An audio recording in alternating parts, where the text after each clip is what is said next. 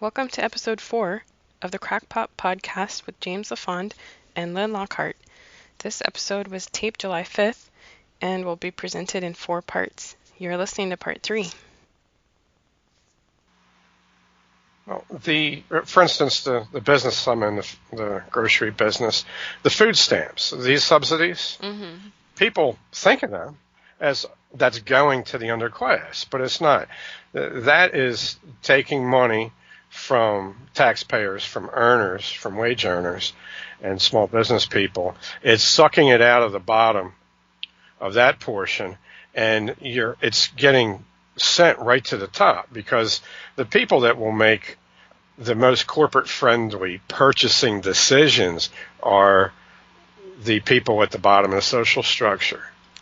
And that's all going directly to Procter & Gamble, Archer Daniel, Midlands, these ConAgra. All these companies are directly, Pepsi, Coke, they're all getting that food stamp dollar, where the person that's making 60, 70K a year and they don't want to end up with colon cancer when they're 45 years old, they'll buy local, they'll go to a produce market, they'll try to get stuff that's not genetically modified, they'll do a lot of things that keeps them out of the corporate loop. So this makes me laugh, because it's another topic that is so difficult for liberals, right? Because a liberal himself will go to great pains to eat this organic diet and spend a lot of money, and they'll also feed an organic diet and bottled water to their dogs and cats.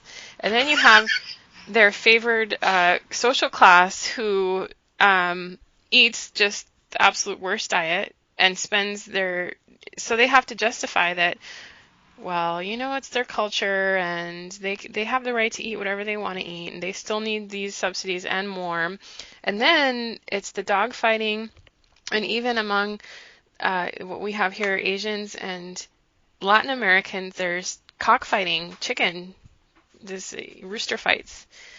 And so you have to reconcile this animal cruelty with cultural values that minorities have to be considered equal, at minimum equal. And so it's fun to watch the liberals squirm over these topics. It's a delusional disconnect. Oh, yeah. As far as the diet goes, the food stamp diet, which is shared, you might have as many people eating the classic food stamp diet now that are Caucasians as black in the Baltimore area. This is not a cultural-based diet. These people in Baltimore City, whether they're white or black, they're not eating an old Southern diet.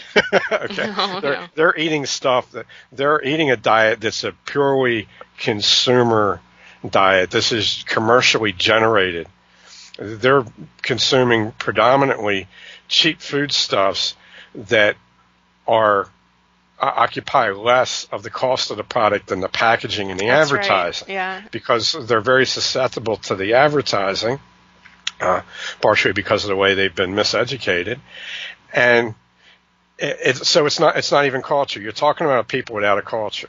Yeah. They basically had it scrubbed from them as they've been turned into these consumer vectors. Yes. Yeah, and that happens from my part of the country. It happens to immigrants as well. And there's certainly something to be said for assimilation, but the way that everybody just gets turned into a uniform cog of, here it's like it's social striving. Everybody has to be enrolled in every kind of enrichment. Your children have to be going to different class 5 times a week and turn into these corporate strivers. But it's just the American way. It's like you say, the Roman way of cultural homogenization. Yeah, it just started out as a place to make money. Yeah. This wasn't even though we've been misled in the way we think of the Pilgrims, this wasn't a movement, like the Israelites escaping from Egypt or something like that. This wasn't like the Crow being driven by the Sioux out of the Great Lake regions and then settling in the Rocky Mountains along the Muscle Shell. This was nothing like that. Right. This was just a place where slaves were brought and they were planted, and they were the crops, and they're still the crop. Yeah. But the wildebeest mentality, the crime statistic thing, that I said that article I wrote, Getting Out of Dodge, something like that. That was recommended to me by somebody that was reading a journal. I think this was an anthropologist that did the article that I based my article on. And it's just ridiculous that two drunks that get in a duel over a woman in Dodge City. Yeah, compared to Miami, right. Compared to, machine gun battles and strip malls in Miami.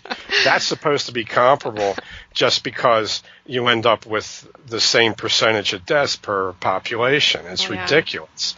And if you can sell a society on something like that, you can sell them on anything. It's true. And I was reading, the paper I was reading, it's a Taleb paper, and I'll send it to you when I'm done reading it, it's about violence in wars, because there are some sociologists that claim that overall casualties are declining. And so Taleb, he does his math and he shows it's not true at all. It's not declining. There's no visible trend. In fact, the odds are that we could have a really huge catastrophic war with huge casualties at any time. And it's absolutely not ruled out. And so I know that you have all the data from your interviews, and is it in like lab books? How do you still have it? I have a binder with graph paper. I used graph paper. It's called the Violence Project. I forget how many pages were on it, but in my early books where I have a number, that gives you the line and the page. Mm-hmm.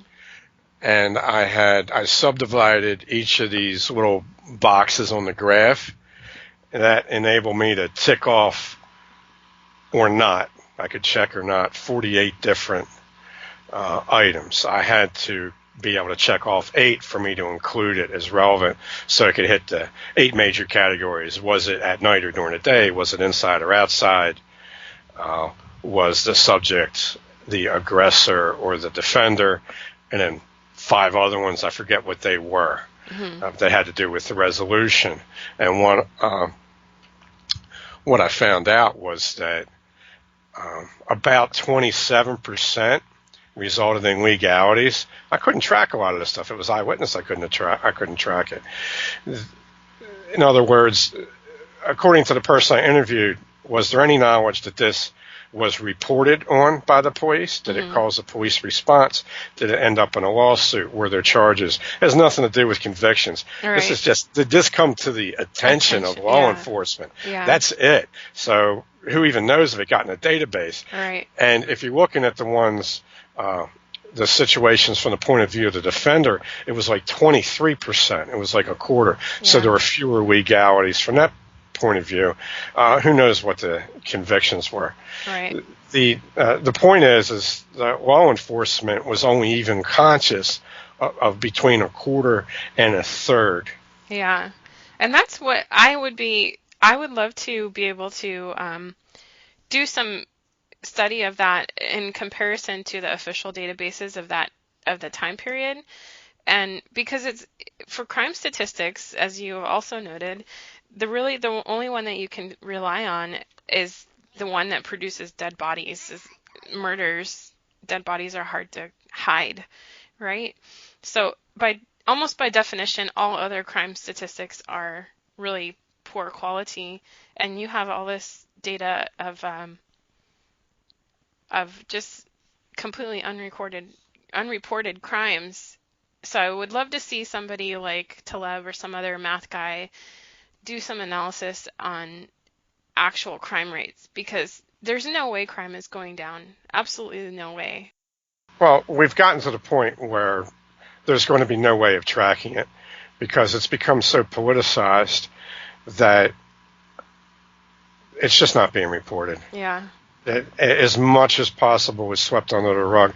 It's no longer the fact that if, as one FBI agent told me, if he sat down and wrote a report out for every act of violence he was involved in on Monday, he'd spend the next 4 days in the office filling out these reports. So, first of all, it's obviously not an easy process. Right. There's justifications that have to be made. So it's partly a butt-covering exercise. So there's the initial discouragement that's always been built into the system. But now you have the officers being pressured not to engage in this pain in their neck, something they didn't want to engage in to begin with, reporting. Right. Now they're being politically pressured at the penalty of losing their job or being demoted or not being promoted to not report. So unless there's a body, who in their right mind is going to report it? Mm-hmm. And then there's what you report. When my friend rescued the old lady down the street from him who called him because this hood rat was kicking in her back door, when the cops showed up, he wrote it up as destruction of property. Yeah. And this Jeep burning, which could conceivably... That'll be destruction of property. Yeah. And it'll be arson, too. Right. So the fire department will list it. Baltimore County Fire Department will list that as an arson. It's a cross burning. Yeah, it's like a terror. You know, you could put it in the terror database. The beautiful thing is the people it was done to terrorize, they're afraid, but they don't even know why. They don't even know they're targeted. Yeah. These liberals that live in this neighborhood are posting on social media complaints that the black women are letting their children run around and supervise on the street. When in fact, Mom is telling them, look, if you want to eat, you need to go make some money. Right. You need to go take something from somebody. Yeah. And she's sending them out there. I remember when, I don't know which riot it was.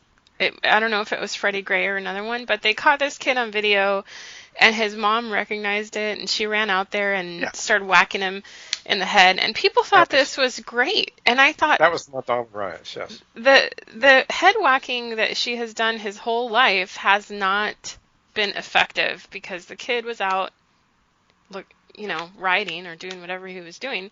So why would you cheer her on for doing it some more? She emasculated him to begin with. That's why he was out there.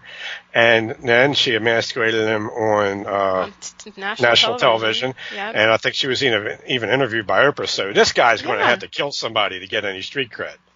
But can't people not see that this is not an effective child rearing technique? Like, why is this? It was shocking to me what I saw in that was a lot of white people taking joy in watching a black woman beat up the black teenager that they are afraid of. Right. Because most white people are terrified of black teenagers, even though if the cops aren't in the picture, black teenagers aren't dangerous. I could go out and knock down crowds of these kids all day long if I didn't have to worry about the cops. Thanks for listening to part 3 of episode 4 of the Crackpot podcast with James LaFond and Lynn Lockhart.